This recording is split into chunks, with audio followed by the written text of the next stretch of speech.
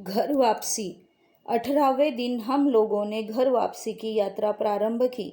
जब हम लोग ट्रेन में बैठे तो आचार्य जी ने मुझसे कहा, आप जानते हैं कि मेरे परिवार के सदस्य मुझसे क्या कहेंगे? मेरी पत्नी निश्चित रूप से मुझसे नाराज होगी। हम लोग तीसरे दिन आचार्य जी के निवास स्थान पर पहुंचे। उनकी पत्नी ने दरवाज़ा खोला और हम लोगों को देखते ही कहा, इस दुनिया में मैं बाबा के अतिरिक्त और किसी पर विश्वास नहीं कर सकती। फिर वे अंदर गई और एक स्वस्थ नवजात शिशु को अपनी गोद में लेकर वापस आई। उस शिशु को हम लोगों को दिखाने के बाद वे उसे लेकर पुनः अंदर चली गई। वे पूरी तरह खामोश थी।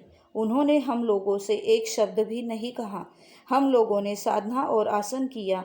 तब तक वे हम लोगों के लिए नाश्ते की व्यवस्था करती रही।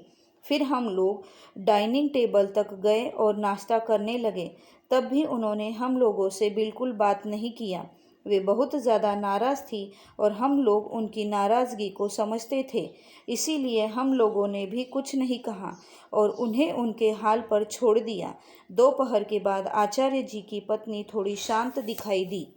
तो मैंने यह पूछने की कोशिश की, हम लोगों के जाने के बाद क्या हुआ, कैसे हुआ? उन्होंने दुखी स्वर में कहा, आप लोग मुझे ऐसी असहाय अवस्था में छोड़कर चले गए थे। मैंने उनसे क्षमा मांगी और कहा कि हम लोग भी मजबूर थे और हमें बाबा का काम करने के लिए जाना था। मेरी बात सुनकर वे संतुष्ट हो गई और फिर उन्होंने हमें अपनी आप बीती सुनाना प्रारंभ किया।